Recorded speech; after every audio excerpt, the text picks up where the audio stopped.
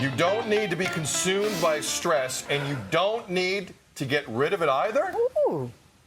Our next guest, executive consultant and author Allison Graham, joins us, simply saying, rethink how we do everything. Simple. Allison, good morning. Good morning. Everything. Everything. Rethink it all. Just rethink it all. Okay, I'm already in. I'm Okay. intrigued. So how should we rethink stress?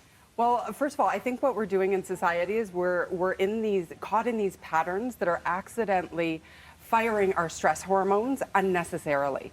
And so we're actually causing ourselves more stress than we already need to be feeling, because there are a lot of legitimately stressful things that are happening in the world right now and in our lives. And those deserve the stress hormones. But most of what we're actually calling stress is not legitimate stress. We're not in danger. Like your to-do list. It's manufactured stress. is what you're Right, saying. it is self-manufactured, even worse. That is worse. All right, so you got 3 tips here for you at home to try and kind of wade your way through this. Your first tip is the word stress itself. What should we do with it? Delete it. Never say it Control, again. Alt, delete it. Hey, so is that because you're saying it triggers the same response chemically? Correct. Okay. Think about it. Our subconscious mind doesn't have a filter that says, oh, she's just crying wolf. She's really not that stressed. So it just says, oh, we're stressed. This is stressful. Oh, let me fire all these stress hormones.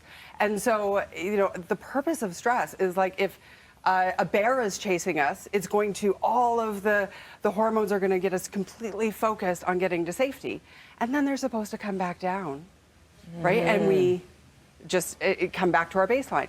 But people are walking around, office buildings as if a bear is chasing them, right? Like our to-do list, having too much to do, too little time, and too few resources is not a bear. It's not a predator.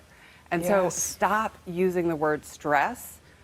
Your stress hormones will fire without you calling it stress. And then our adrenals are shot, and we wonder why we're all either depressed or exhausted or angry. Look to social media, and you could see that stress coming out every single day, where there's just, you got to somebody on that other end. So you're saying there is a way to empower ourselves, because you have to level it off, otherwise it will catch up with you. All of that stress is toxic. That's So right. how do you empower yourself? So make friends with your stress. Understand that there are survival stress situations that you cannot escape. But you can also use those feel-good hormones to inspire and focus you to do things you love, to learn, to be really successful.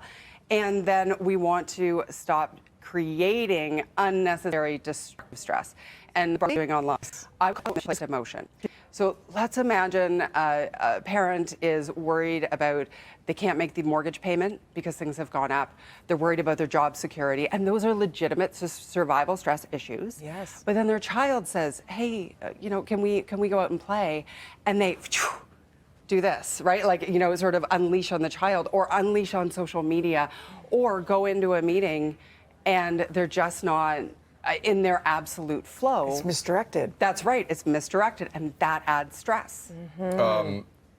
Fascinating. Allison, we got about a minute. Your final point here is to simplify things, Yeah. which is easier said than done sometimes, but it's vital. Right, and be very self-aware. And the problem with self-awareness is sometimes it crosses into self-criticism and judgment.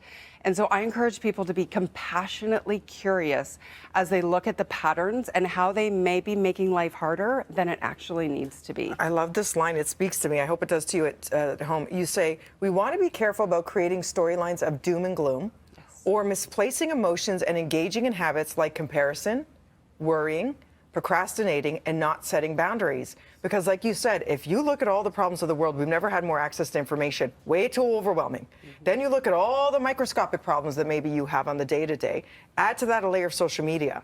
So how do you set those boundaries to preserve yourself? Is it self-care? Is it going for a 10-minute walk? Is it hanging around with somebody who makes you smile and laugh? Is it eating a good meal? How do you set the boundaries? I think you're mentioning all those things that we talk about that in stress, and this is where I believe that we're flawed.